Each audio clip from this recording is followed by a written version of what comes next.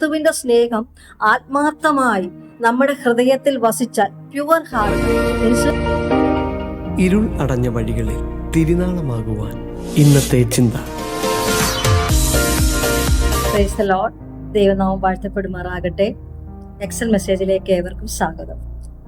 First John 4:7, പ്രിയമുള്ളവരെ, നാം അന്യോന്യം സ്നേഹിക്കുക. സ്നേഹം ദൈവത്തിൽ നിന്ന് വരുന്നു. സ്നേഹിക്കുന്നവനെല്ലാം ദൈവത്തിൽ നിന്ന് ജനിച്ചിരിക്കുന്നു, ദൈവത്തെ അറിയുകയും ചെയ്യുന്നു.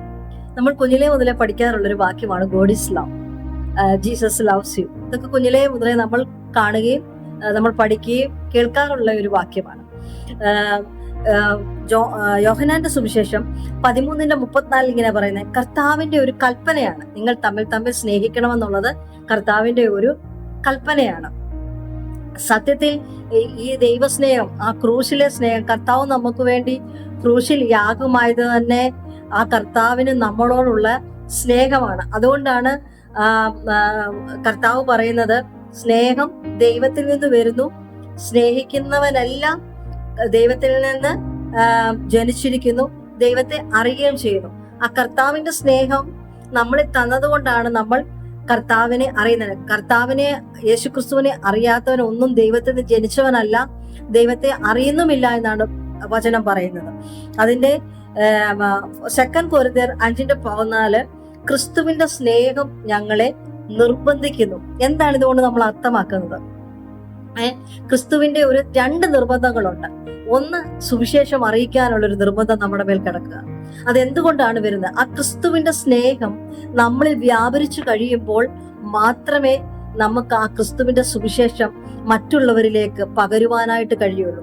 ആ ക്രിസ്തുവിന്റെ സ്നേഹം ആത്മാർത്ഥമായി നമ്മുടെ ഹൃദയത്തിൽ വസിച്ചാൽ, പ്യുവർ ഹാർട്ട് മീൻസ് ആത്മാർത്ഥമായി ഹൃദയംഗമായി നമ്മൾ ദൈവത്തെ സ്നേഹിക്കുകയാണെങ്കിൽ തീർച്ചയായും ആ ക്രിസ്തുവിന്റെ സ്നേഹത്തെ കുറിച്ച് മറ്റുള്ളവരിലേക്ക് പകരുവാനായിട്ട് ഇടയായിത്തീരും. അതുകൊണ്ടാണ് അതിൻ്റെ അകത്ത് എഴുതിയിരിക്കുന്നത്, ക്രിസ്തുവിന്റെ സ്നേഹം ഞങ്ങളെ നിർബന്ധിക്കുന്നു. അതുകൊണ്ടാണ് ഗലേഷ്യൻസ് 5:22 പറയുന്നു, ആത്മാവിന്റെ ഫലമോ സ്നേഹം, സന്തോഷം, സമാധാനം, അങ്ങനെ കുറെ കാര്യങ്ങൾ അതിനകത്ത് കൊടുത്തിരിക്കുന്നത്. അതിൻ്റെ അകത്ത് ആദ്യം സ്നേഹമാണ്.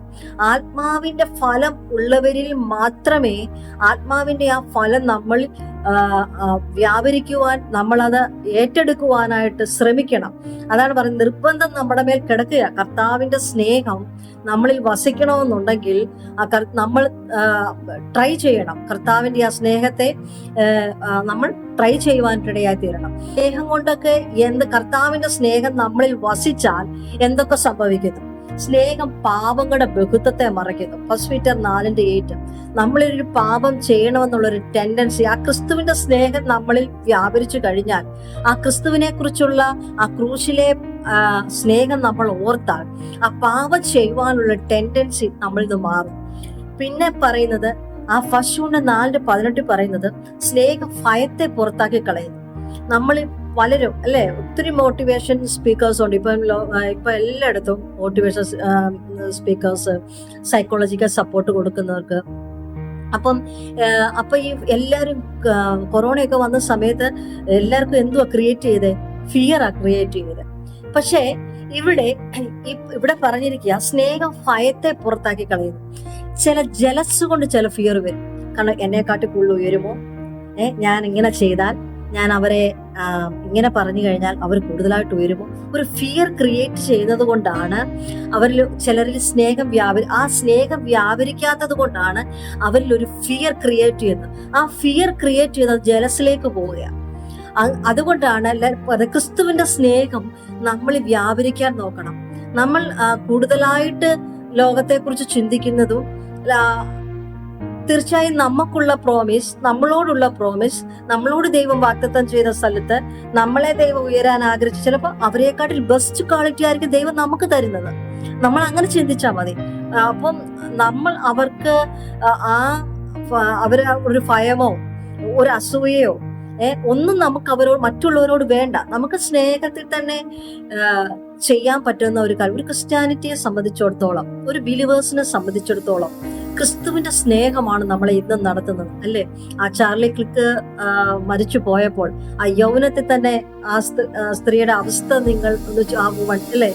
അവളിൽ ഒരു ക്രിസ്തുവിന്റെ സ്നേഹം വ്യാപരിച്ചത് കൊണ്ടാണ് ലോകത്തിന്റെ മുന്നിൽ ആ ക്രിസ്തുവിന്റെ സ്നേഹത്തെ അവൾ വരച്ചു കാട്ടുവാനായിട്ട് ഇടയായിത്തീരുന്നത്. അപ്പം സ്നേഹം പാപത്തെ മറയ്ക്കുന്നു, അല്ലേ? പാപങ്ങളുടെ ബഹുത്വത്തെ മറയ്ക്കുന്നു.